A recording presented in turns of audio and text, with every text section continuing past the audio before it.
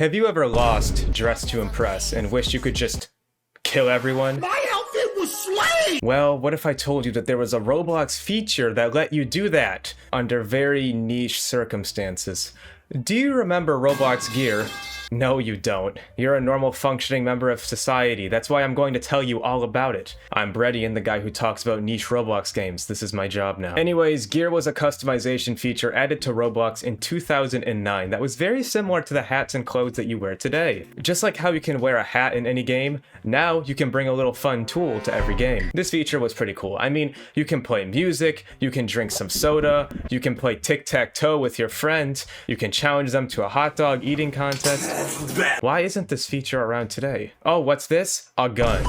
So it wasn't very long before this feature fell off. But I do want to explain things a bit more thoroughly for you, unless you really wanted this video to be a YouTube short. So yeah, gear was invented in 2009, with the first gear ever made being the Roblox classic Breadian sword. Yes, violence was immediately a cornerstone of gear. This feature was doomed from the start. Wait, what even is a brigand?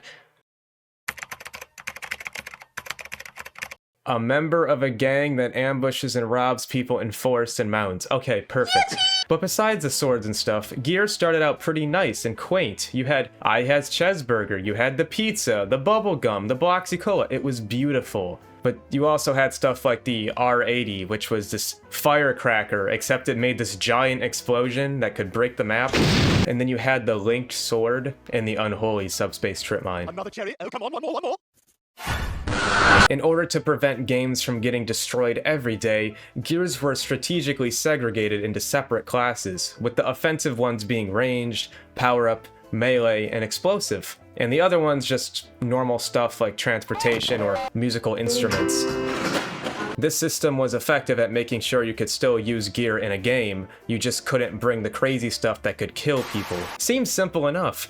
But what most don't think about is the fact that games could allow swords, like for a sword fighting game, but disallow explosives in order to prevent people from blowing up the entire map. Eventually, these categories would become useless as the lines between said categories became more and more blurred. Ranged weapons that cause explosions, swords that break the terrain, madness.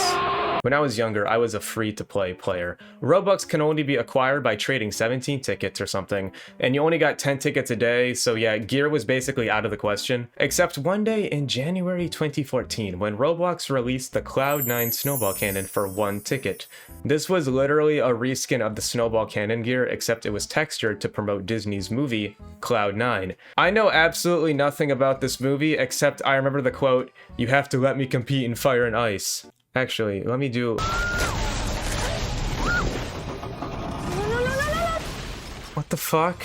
I thought she was gonna get paralyzed. Anyways, this was a direct copy of a gear that costed like 350 Robux, except this one was like 1 ticket and also was classified as a social gear instead of a ranged weapon. What a W for free-to-play players. Roblox gear that cost 1 ticket was always sponsored stuff, which was pretty good marketing gimmick because everybody's going to buy it and play it in a game, and then it has like this massive advert above your head. Children's advertising has always been so ambitious. While most of the sponsored gear was just cheap, plastic Temu stuff with broken scripts, most of it was actually kind of disruptive to the natural balance of Robloxia. For example, the sword incorrectly sorted into the social gear category, as well as these nunchucks, leading to the very few games that allowed gear to disallow it completely. Oh yeah, by the way, I'm pretty sure those nunchucks were a one-hit KO. I honestly grew up thinking that nunchucks were going to kill me if I touched them because of that one Johnny Test episode. But probably the most diabolical gear that I can name off of the top of my head was a Descendants spray can. If you used a Descendants spray can and then you used the little happy smiling sun, the entire base plate of the map would glitch out and everybody would fall into the void. If you did this growing up, I bet you grew up to be a Valorant evilly. There were also the books made to promote books in real life, where they would put PNG pages on your screen to give you a free sample of the books. And despite always being great at English, I never read this shit. If I'm playing Roblox, it means I don't want to do homework. Okay, so why was gear abandoned by both Roblox and the community? Well, you see, it's very simple. 1, it's too expensive. Nobody can afford it except for the cheap knockoff items, and even if you do spend all that money to buy it, 90% of games on the platform wouldn't let you use it. Plus, the scripts for the gear will be broken anyway, so you can't use it. What's the point of buying gear if you could just go to this game called Catalog Heaven and test it out for free? 2. Barely any games allowed it. I know I already said this, but if I don't list it, then this list will just be 2 bullet points. 3. The game devs hated gear. Once again, a retread of what I said earlier, but most games that could have allowed gear didn't, and here's why. They would rather sell a game pass to make their own money off of it.